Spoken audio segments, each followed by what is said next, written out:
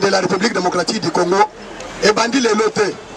Bitumbawana pona bao ba yebite et bandaki en 1994 par l'entrée de l'armée de APR. Il y a Rwanda de Bitumba et Kotakina Est. Comme bao ba yebite la République démocratique du Congo Azalimbo ka oyo ezalina minéraux stratégiques belé. Tous les multinationales, toutes les grandes puissances du monde bazo envié la République démocratique du Congo. Il y avait un plan malcavéique où il de façon que va diviser Congo. Et na eloko bazo benga balkanisation. Bazo parti à est ba annexer une partie de Rwanda basa la République des Volcans. Depuis lors, Bitumwana, la guerre Rwanda a fait beaucoup d'années. Mais Nagoya, il y a un président de la République, Félix Tshisekedi, Docteur Fatou Beton, a lancé un défi. Alors dit que la guerre à l'Est doit prendre fin. Le moment, il y a développement, il y a République démocratique du Congo et bandit. Tomoni, acharnement contre le président de la République, contre les institutions du pays. Nous avons subi des menaces de partout. Moïse Katumbi, les lignes rouges.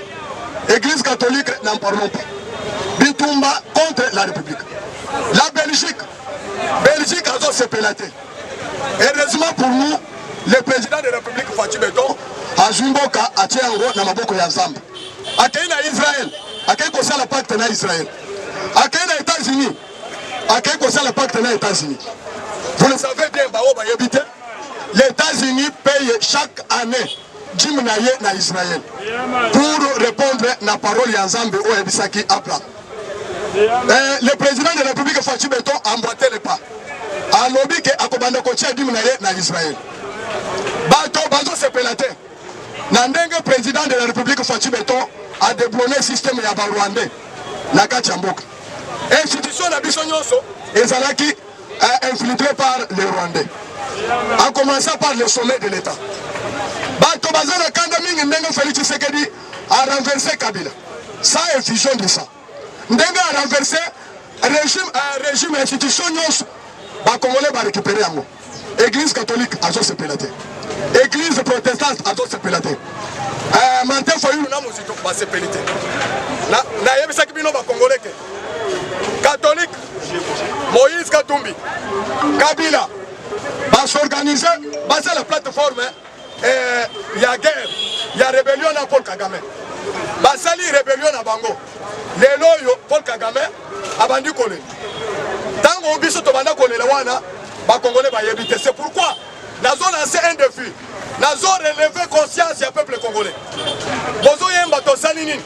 Mais tant qu'on y a calabison de Tobanda collé. Yambaloyo, bozo mona forces armées congolaises et FARDC. Oyo tozo soutenir FARDC. Bah combien de ya nani? Ah, FARDC combien de ya nani? Paul Kagame a tenté plusieurs fois. Azoko Kalisou soutien. En un jour, bazo renverser vos pères. C'est rapport de force échange. Aujourd'hui, on est fiers parce que Félix Tshisekedi a réformé une armée. Nous avons maintenant une armée plus forte que l'armée de Rwanda, l'armée de Ouganda. Plus tard que hier, l'armée rwandaise a dit que les rebelles ne sont pas venus du Rwanda. Or, nous vous signalons très bien.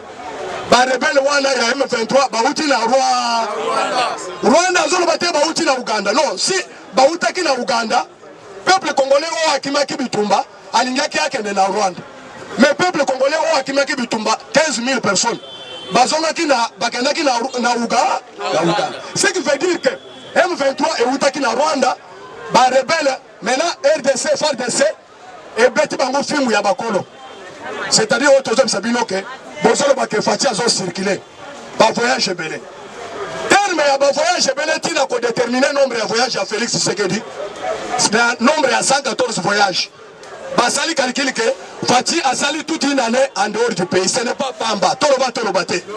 Ah, Tolobate. Plan à Bango, il y a un bongo. La Mouka.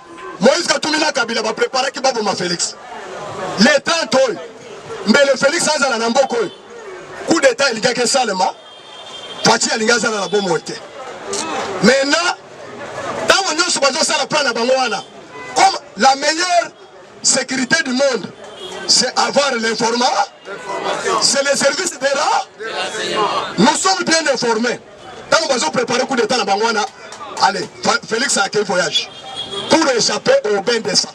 Parce que Bino Boyebi, les lois, avec succès, avec popularité au Félix Azanango, avec popularité au Azanango sur le plan international, et que ceux qui les lois Félix Akoufi, ça sera une guerre, ça sera la guerre mondiale.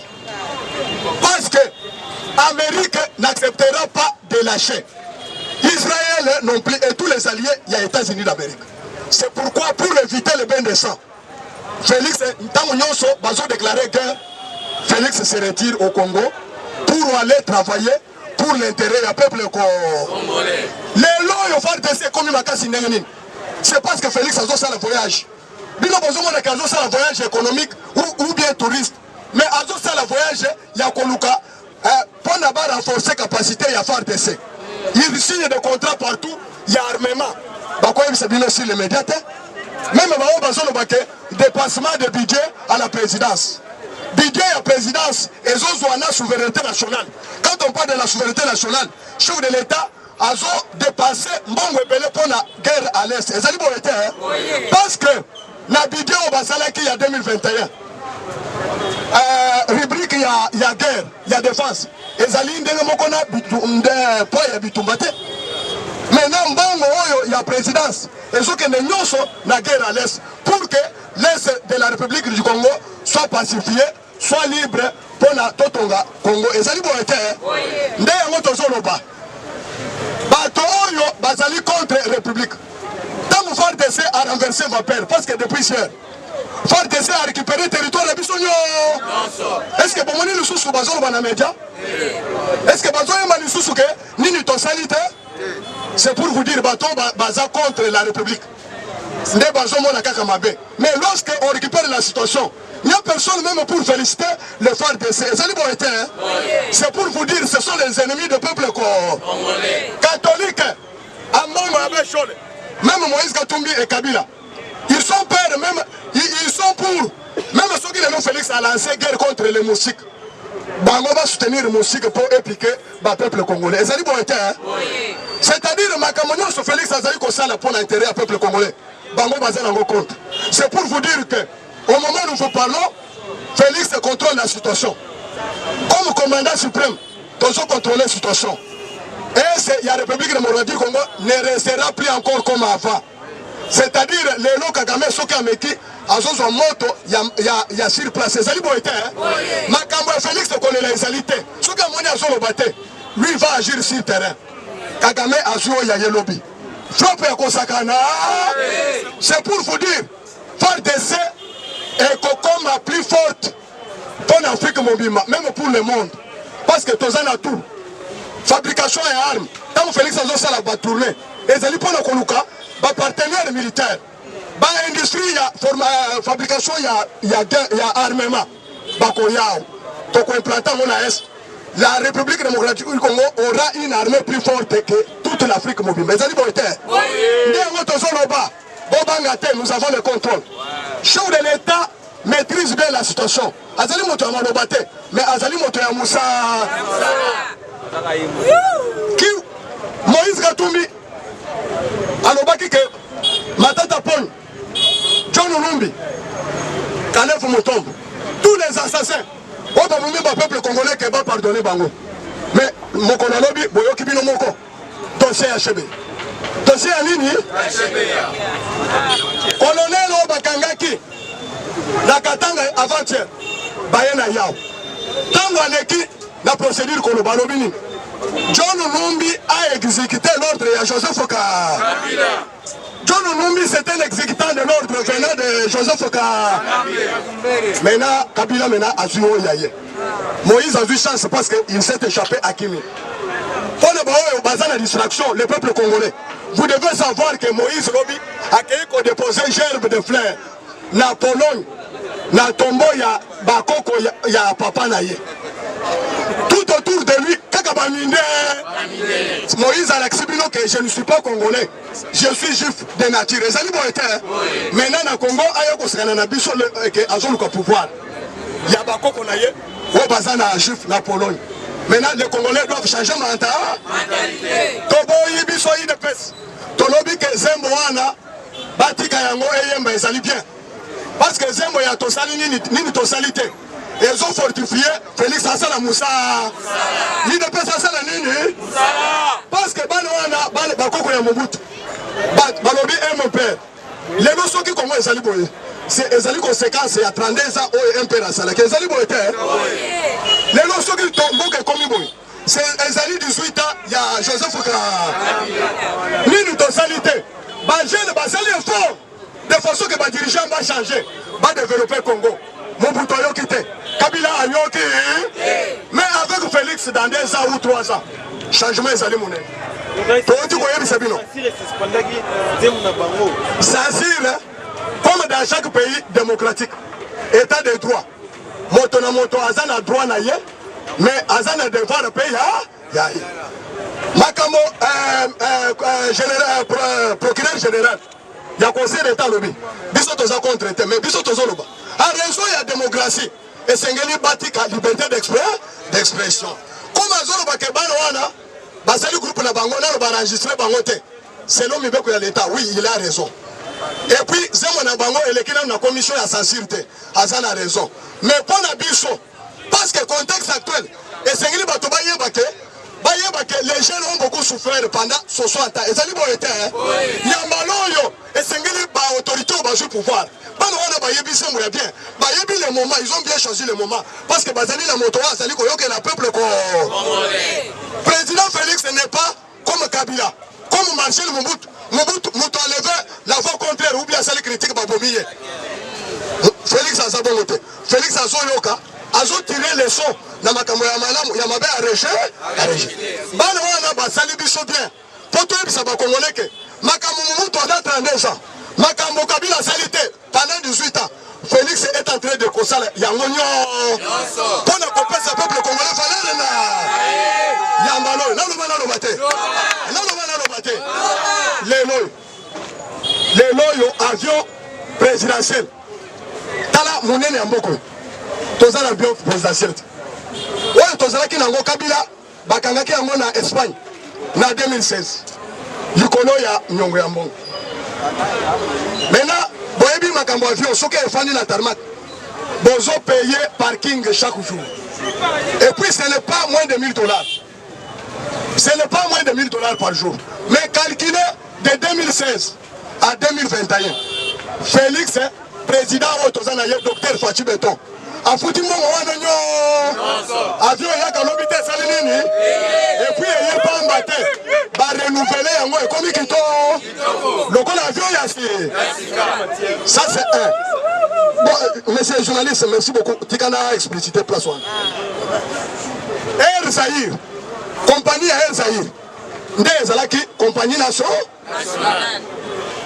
banda ekufa taya Mobutu tilelo ata moto moko te a réhabilité yango mais tant Félix aye a réhabilité yango te asali nini ekomi ereko makambo oyo Mobutu asala te Kabila asala te Félix asali ya Mobutu aboma Jekami Mobutu aboma SNCC bango na Joseph Kabila baboma ba compagnie na biso Onatra SNPT Miba ba compagnie na biso nyos babomaki yango mais tant Félix aye atombola yango te asali nini a réhabilité yango te asali nini bana wana batuni Zembo mutuna malamu biso toza ba communicateur ya chef de botika toyebisa bino makambo oyo basala te mais oyo Félix asali c'est-à-dire Zembo ya bana na musala Félix asali kosala eza eloko moko 32 ans ya dictature bana bazotanga te Papa Wemba azu musala ya kozwa bana kokende na bango poto balobi ba shamu kwale bana wenzi tango Laurent Joseph Kabila ye ba pesi bango kombo baku ba pesi bango kombo nini mais tango Félix aye alobi te baza bakuluna te ce sont les jeunes sans emploi. Azui bango akena bango na kanyama kasese basala kabila ngate basali nini ils sont payés badana musala banda musala te makambo kabila salate makambo Mobutu salate mais Félix asali ya tant on a zolo bakabila kabila père na kabila mande na lobi kabila fils te kabila mande awa Félix asali gratuité de l'enseignement. Est-ce que Mobutu asala na kabila basala kayango bana wana basali sembo kitoko bapesi biso matière poto yebisa peuple ko congolais. Félix asali gratuité de na minute tozo bana bino ministre ya biso ya EPC kombo na ye docteur professeur Tony Mwa azali awote azali na France mokola lobi réunion session extraordinaire ya UNESCO à côté bango bayebi UNESCO te azali partenaire monene makambo ya éducation sur toute l'étendue ya monde mobile. Mais il est partenaire stratégique privilégié de la République démocratique du Congo. Tony Mwa va arracher barrière, il y a enseignement nyos, cotisation nyos, prime nyos, oyo UNESCO a foutate. Andimi ko futa yango. Est-ce que ça y est le logo malamu ya mabe? Maintenant professeur Tony Mwa arraché en Golobi. Est-ce que makambo na tawu ya Mobutu tawu ya Kabila to arraché ki yango? Makambo yo bango basala te. Oyo Félix ayiko sala yango. Félix a télémisi Congo sur le plan mondial. Le lo Congo ba komi ko tanga ye loko na première deuxième puissance. Après États-Unis d'Amérique. Bonne bakay la G20. G20 c'est le pays le plus industrialisé. Congo na le toyeba été. Congo na lokota na niveau wana te. Kabila a sali 18 ans. Na lokoma niveau wana te. Mobutu a sali 32 ans. Na lo participé à la réunion ya G20 te. Laurent Désiré Kabila a sali 4 ans. Na lokoma kuna te. Mais Félix est envoyé. Amatisa Kongo te a sali nini? A kei kuna la G20. Balobi que il est la solution ya planète, l'humanité. Non le salama te makambo oyo basala te, mais Félix a sali ya Zembo ya bana wana ezali malamu. Tozo senga bana ba ko s'enregistrer de façon que bato bamona Zembo wana. Mais selon mes informations, balobi na 15h. Comme il dépasse à réclamer que Zembo zonga, bakozuni sa ya poto yo kapien. Toyeba mena, koyebisa banguna ke makambo oyo Mobutu asala te, Kabila asala te, Félix asali ya biso tozo banga te critique. Nous sommes dans un Tobunda 37 ans de lutte pour la démocratie et la liberté de l'expression. Jamais Toko étouffé la liberté d'expression. Les noms Martin Fayoul, Azom Matazokit. À mon moment, quelqu'un nous a base arrière pour la conseiller le coup d'État dans Congo Brazzaville. Après Chole, Bakay la Belgique, Kosolena va multinationale pour passer la rébellion à Est. Tentative Union Chole, ils sont à la Est. Et ils ont complicité, il y a l'Église catholique, la Mouka, FCC et Kabila, na ensemble ya Moïse ka Félix a yeko libéré peuple congolais nyonso. Na ba autorité aucun parti politique a kolobake. Oh, le président du parti politique a kolobake, je gère les gens. Je gère les députés, je gère les ministres. Félix a libéré bango nyonso. Moïse Katumbi a zuyo yayet. Moïse Katumbi a zuyo yayet. Alobi ke na zone mwana nyonso sacré ba ministre nyonso na ba député ba lobi ke biso tozoti. Congolais de père et de mère, à quoi ça la nini? Congolais de père et de mère, à quoi ça la nini? En vol, il y a ces sangas rebelles. Ces sangas qui sont en rébellion. Abomi ba Congolais. Avec quoi ça la parti politique? Attends, la parti politique est belé. Azan la stabilité. Alors, moi, il y a un sacré croyant qu'il va emporter la masse. Ba cadre nyos, ministre, ba député nyos, ba lobby yo kende biso totikali na union sa.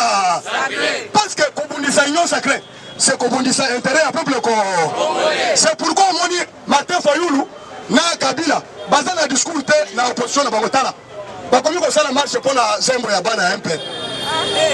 Vous comprenez que il maloba été ce que dans le bakike. Quand il dépasse le pouvoir, il n'y aura plus l'opposition. Voilà. Bah comme qu'on kangama na Zembo ya bana. Oh bazemi que nini to salite. Oh bana bazo Zemba nini to sali wana ezali pour la société. Mais dans ce soir, Félix en a que deux. Est-ce que Félix, Bango Babungis, Babébis, Félix a Ekobungis. Nani a pour Banawana. Nani a pour Banawana. C'est Félix. D'ailleurs, tous les gens Banawana, Bayakobeta Zembwana, l'anniversaire, première journée, il y a des combattants. il y a base au Kosama les 12. Bana bana ko beta musique to se pele. Ça dit bon été. Parce que Mboko et Babebi si en depuis que Félix Azo ça la réhabilitation, Azo est réhabilité. Je vous dis ceci, sur le plan international, sur le plan économique, sur le plan financier, République démocratique du Congo, comme il a le partenariat avec la FMI et la Banque mondiale, c'est une garantie qu'il y a la bonne gouvernance sur le plan financier. C'est ministre Abisso, il y a Nicolas Kazadi à finance. À la question devant le monde, la République démocratique du Congo peut à lui seul mobiliser les recettes et faire le développement de son pays. Maintenant, nous avons de bonnes relations avec les institutions de Bretton Woods. C'est grâce à l'exploitation, à la mobilisation de nos ressources propres. Mon collègue ONU a sali déclaration que Azo félicité Félix Tshisekedi dans le régime il y a UDPS pour empêcher l'exploitation abusive pour exploiter bana nakati ya bami na kokutisa bana des enfants soldats.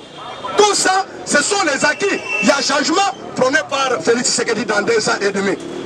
Les lois, tous ceux qui ont un recensement, tous ceux qui ont une élection. Est-ce que Bango Basala Kabila Sala qui est recensement? Bano wana bazana raison. Nini tosalité? Kabila batikli 18 ans. À celle de côté. Mobutu Bapese 32 ans. À celle de l'autre. Et puis bato wana ba gérer institution 100% Bango. Mais dans 2 ans et demi on a solo. Félix n'a pas géré seul. Il a géré Parlement, Kabila, Sénat, Kabila, toutes les institutions Kabila. Félix a récupéré ce situation dans le cas, dans le mois d'avril, il y a 2021. Mais Makambo Félix a sali. Motomoussou a sali à monter. C'est-à-dire, au moment où dans la vie, monter ma bête à ma beauté. Qu'on souhaitait ma bête à mon inga. Qu'est-ce que Félix n'a pas fait? Les peuples congolais sont libres. On est raison de tracasser le sous-bateau. Dernier premièrement. Tout le monde est libre. Aujourd'hui, bureau des gens sous-souterrains. Bakacho est souterrain, les gens sous-souterrains. Makamoni, Félix a salité. Bana bazo tanga offert. Bana bazo tanga nini? Nazoloba. Natango ya Mobutu. Natango ya Kabila. Tozaki na soto moto. Mais Natango ya Félix tomboni soto moto. Banzela, ils ont salement partout. Projet de développement il y a 145 territoires. Et il y a gâté Salinini. Et bandit les gens Moussala. Et vous savez, dans 3 ans, Congo est continué à les ressources sur le Congo et Kabila. C'est pour vous dire, méfiez-vous. Tous les peuple congolais. Méfiez-vous. On n'avait pas le budget. Dans notre budget, ça fait depuis 1960. Budget à pétrole, république à pétrole et Salakité. Avec le ministre Didier Boudimbo, budget où les hommes ont gâté Salinini, république où les zongi. C'est pour la première fois la RDC a organisé jeux interscolaires, même pour l'Afrique Mobimba. Et concernant le ministre Serge Konde, il y a sport. Donc il y a le stade de Mathilde. Et comme il stade de Kitoko, je profite de votre micro, messieurs journalistes, pour soutenir l'OPAR. Parce que le 11, l'OPAR a un match, il y a qualification. Ceux qui ont gagné le match, ils ont la qualification. Nous avons 5 peuples congolais. Ensemble, les ensemble. Pour gagner un match, ministre des Sports, Serge Konde, nous sommes derrière vous. Avec Léopard, avec nos voyants Léopard, Toza la Bango. Toza soutenir, faire dessin Mobimba. Toza la Bango, Bayaba que le peuple congolais Toza la Bino. Je vous dis, à la rue, nous les choses. Parce que Félix a combattu. Tous les jeunes vont être formés pour qu'on défende ma belle ambition. C'est liberté. Rwanda a sakani na peuple congolais makasi. Mais comment on déboulonne Rwanda à l'interne? Parce que Rwanda a salaki na bapion na ye aw. Comment on yati bango? Rwanda maintenant zo me kalibanda. Mais azoyoka mon peuple ya mabe. C'est liberté. Nous demandons va changer forces armées congolaises. Commandement, il y a forces armées congolaises à l'est. Nous demandons au président de la République de faire un remaniement ministériel. Parce que le gouvernement, tous les ministres, et puis tous les députés, député national, il faut interpeller le ministre de parce que tous les besoin d'un résultat pour la satisfaire le peuple congolais. Nous soutenons les députés qui ont la volonté à changement, le col Jean-Marie Lukulas, le col André Kamoua, le col Claude Nyamugabo, le ministre de Nabukavu. Accueilli. Claude Nyamugabo a fait l'interview dans la BBC pour la soutenir arriver à Tshisekedi que Ezali arrivé triomphal. Nous, notre président, ouais, à Matisi, comme on a un niveau de Tshisekedi à Matisi en côté. Tout le monde, papa, tant que mon tonton Salabona m'a essayé de féliciter hier. Bah, voyage, on Félix Azon Sal. C'est le voyage de sécurité. Est-ce que Bino Bolingi pas pour Matisi Sekedi? Bah, toi, là, bazo attaquer voyage. Parce que plein de mamans sont les autres, il y en a marre. Bah, on n'est pas pour mailler. Il y a un seul voyage. Vous voyez pas pour mailler, hein? Exact. Tous les Bino. Bino, c'est la plan. Ils sont tous préparés contre plan. Ils allaient pour l'été. Ils allaient plan à Bandoki. Sauf que moi, je suis condamné pour voyage à chef de l'État. Il est le premier président, il a quand même la biso 1,5 milliard de dollars. Ah, pour le climat. Est-ce que c'est ça là-bas? Dans le boy. Depuis que tous les forêt, tous les mailles, tous les minéraux. Est-ce que quel président a commencé par Kassavupu, a commencé par Mobutu, a commencé par Laurent Désiré Kabila, a commencé par Joseph Kabila, Basali 60 ans. Est-ce que Bassi Mameli Bisson Bongo la diplomatie? Mais Félix Awa, il y en a 1,5 milliard de dollars. Félix a créé l'Arabie Saoudite, il y en a 1 milliard. Et il y a gâté Salini. Tout ça, diplomatie à Félix, c'est payant. C'est gagnant. Félix Azoke ne l'a pas maté. Comme vous voulez le dire. Mais Bangoula la biso est alindeli. Tant que vous avez un résultat, vous avez un silence, même dans les réseaux sociaux, vous avez un. Maintenant, Moussala la Bango, et vous n'allez pas la copier, biso tomber la pièce la Bango. Biso tomber Bango boy. Totikili Bango liberté. Bama tabasa kana biso tozaka na Moussa. Mais tokotuna na 2023. Parce que dans 2023, le peuple a kotuna yo salakini. Dans 2023, bakotuna Kabila. Au salaki 18 ans, au salini. Bakotuna batia Mobutu. Au sali 32 ans, au salakini. Mais bakotuna IDPS, na Tshisekedi. Na 5 ans, au salini. Tokomona. Parce que Maï, na Kisuka, et bandi. Na Monga Fula, et bandi. Makamona solo ba ici. Ce que vous avez à Tembekendota. Ce que vous avez à Tembekendota. Awa, na Bunkonde. Bakomi ko sala château Yamai. Na Bunkonde. Na Chikapa Memema. Banzela ya Kotonga. Félix Azolo Bate. Bazola Xabino Teto ko surprendre Bino na 2023. Bokomo na kilomètre. Ouais, Félix asi atongi. Na Lubumbashi Memema. Na Est Memema. Na l'Ouest Memema. Et surtout projet il y a 145 territoires. Parce que pendant 60 ans, aucun village n'a été modernisé. Aucun village n'a été modernisé. Mais bon, comme on a, donc on a sabi il dépend ça. Mais comme projet union sur le développement, et c'est la court terme ou bien moyen terme, et c'est pour long terme. Bon, c'est du 10 ans. Bon, comme on a, État à Congo, pendant 60 ans, n'a été à Congo pendant 10 ans. Et ça dit bon été. Félix n'est pas élu pour 2 ans. On ne peut pas évaluer le bilan de Félix pour 2 ans. Attends, le président est jugé pour 5 ans. Et ça dit bon été. 5 ans là ne coquité. Bon tout le monde toqué. Et nous on nini, tu peux que 5 ans. On s'aligne. Et puis Bayebi que ceux qui t'ont dit que Félix est calme, Assis Samandoy. Et encore que ça me sonne. C'est pourquoi c'est une coalition contre nature. Le mariage, il y a Tshisekedi na Kabila. Ils allaient mariage contre nature. Ils allaient marter quoi. Maintenant, les lois, il y a quelque chose de mariage naturel. C'est-à-dire, il y a la Kabila. C'est pour vous dire que la guerre au besoin, c'est avec la main de la Belgique. Il y a beaucoup de pays qui ont emboîté le pas. Il y a les États-Unis d'Amérique. Mais Bamoussous, on doit comprendre des temps. Bamoussous, on a la blague. Mais les traits les traits journalistes, ce que vous allez montrer Moussous, tout parce que je suis là disposé.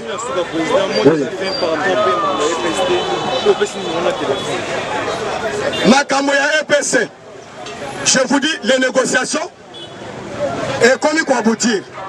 Et nous, qui va quitter les alignés. Banda va décréter la gratuité de l'enseignement. Champ d'application est allé quitter. Arrêtez l'accompagnement et la gratuité est allé quitter. Mais le professeur Tony Mwap, l'homme du Mwamba, l'homme fort, Moumemiya a sali arrêté à l'Obibo. La gratuité concerne que l'école primaire. Un prêtre. Là, il n'y a pas, même pas un parent qui fout un fraté au fait de fonctionnement. Ah bon? Mais école maternelle, école secondaire humanitaire, et c'est que les parents vont foutre. Mais ba foot en bon, n'est pas pendant qu'on fout à terre. Parents vont fout à $100, à fout à 50 $. Parents ont un moyen. Ce qui a l'objet que nous avons un moyen. Babé n'a rien dans la classe. Est-ce que et le quoi? Des enseignants vont aller couper le bien. Tout est pas quitté. Bah y a ici bangoke ministre a salué là arrêté. Oh tout le monde doit respecter. Que ce soit l'église catholique, que ce soit l'église protestante, que ce soit les écoles privées et publiques, bateau ça y a. Et motivé, bateau bazaki na négociation en brel, balobi que totien assez. Et puis le ministre Lobiboy, au mois de mars 2022, tous les fonctionnaires, que ce soit de l'enseignement, que ce soit de la santé, fonction publique, ils verront leur salaire revu à la hausse à la hauteur de 45%. Batonyo Sobalobio, ne loko tobana ko luka yango wa. Ne balobi batchenase. Na minute bidie otozana ngoi. Ba voter ngo depuis 2020. Et aussi là na décembre. Moyen va changer loko ezalité. Parce que mbongo nyoso ba matsaka ngo salaire. Et où t'as qu'un bidie y aller? Tony moi n'a pas un bidie particulier. À ce dépend de la loi de finances, il y a 2020. Bazan nommé par Joseph Foka, la maire de la ville, l'administrateur du territoire, tous les officiers militaires et policiers sont nommés par Joseph Foka. Mais Félix Tshisekedi travaille avec ces gens-là nommés par Kabila. Mais Kabila a géré 100%. Il y a une grande différence, mes chers frères. Toti Kayen est tribal. C'est ça. La bénédiction de Dieu sur la République démocratique du Congo s'appelle Félix. Félix est loin de Dieu. Félix a travaillé à l'université Makassi. Le gouverneur Nyos, la famille politique de Joseph Foka, les députés sacré. La majorité sont venus dans la FCC. Mais Félix est là dans le député, il y a 100%, il y a eu des pestes. Félix est là dans le sénateur, il y a été. Mais il travaille, malgré tout cela, il travaille. Tous les ambassadeurs, sur toute l'étendue de la République, Bazalaki nommé par Joseph Foka. Mais Félix travaille avec la diplomatie. Vous devez comprendre ça. C'est parce que nous n'avons pas la possibilité de passer sur les chaînes de télévision pour informer le peuple congolais. Mais le temps viendra où nous serons sur le terrain pour déformer toutes les désinformations des gens qui sont contre la République. La Mouka, Kabila, FCC, Moïse Gatoumi, catholique, protestant, Basali Coalition, pour diaboliser toutes les bonnes actions pour l'intérêt du peuple congolais que Félix est en train de poser. Nous vous disons que le peuple congolais doit être vigilant. Soyons vigilants. Nous devons nous prendre en charge. Dieu donne l'occasion une seule fois. Nous vous demandons au peuple congolais si gagnons sur vos alliés.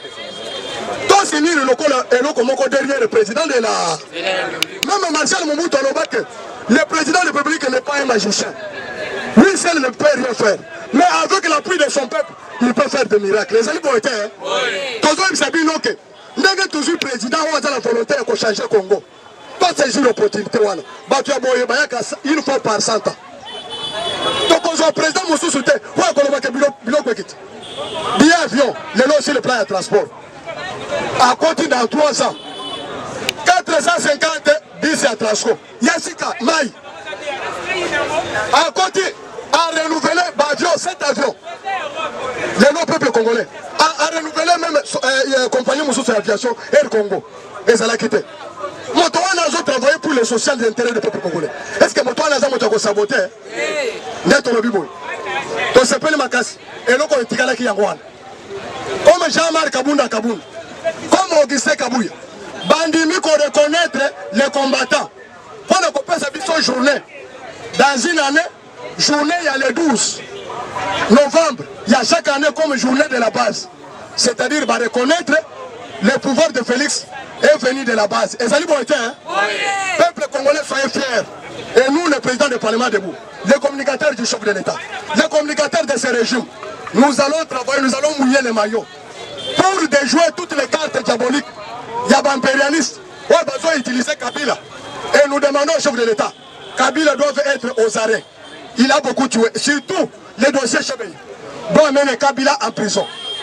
Et Moïse Katumbi doit être traduit en justice pour la haute trahison. Pour la haute trahison. Moïse Katumbi est allé déposer les gerbes de fleurs au tombe de ses parents, de ses grands-pères, grand-mères, tombés sur les champs de bataille. Nanya moni lusute. Motomoko wana kozala na paternité na juif, na Pologne, na Italie, lisusu paternité na Congo. Ba Congolais bazate pas dans le pouvoir hein. To sengi ba Congolais, les Congolais naïfs. On m'a dit Moïse Katumbi nani. Très très choc sur lui. Aza Zambi côté ba maman naïe, aza juif côté ba papa naïe. Mais où est la paternité? Il va parler au Congo au nom de quoi? Au nom de qui? Tous c'est un peuple congolais, tous à la soudée. Beto na be, Moluba, Mukongo, Muswahili, Mongala, Beto na Tata bo, Mama bo, RDC bo, Docteur Fachi bo, Yeme. Numéro. Bah oyo, bazana numéro ya matière, président, comme on a président matière Moïse. Je soutiens le FARDC. Je soutiens peuple congolais dans l'institution. Je soutiens Denika. Je soutiens Denika. Recensement, ils ont dans la Canada. Kassai central, centre de la République démocratique du Congo. Expert, commis déjà. Bokoyoka, les ennemis du peuple, Bokoyoka, Tokoye Babino. Maintenant, Fayoulou se prépare pour aller déposer les jambes de fleurs à Casamance, au Sénégal. Est-ce que vous avez bien moi? Est-ce que vous avez bien moi? Maintenant, Fayoulou se prépare pour aller déposer aussi ces gerbes de fleurs à Casamance. Numéro Nangaya Wana. Parce que je suis suivi. Numéro Ndayango est dans Facebook. Ceux qui vont l'andaka direct, il y a chaque 7 heures, heure de Kinshasa, Nazaliao. Bolanda de partout. Nous avons passé le numéro sur Facebook. Il y a des réseaux sociaux. Plus 243, 84, 77, 93, 864. Plus 243, 84, 77, 93, 864. Que vive la République démocratique du Congo. Que vive le Parlement debout changement de main. Ah bon?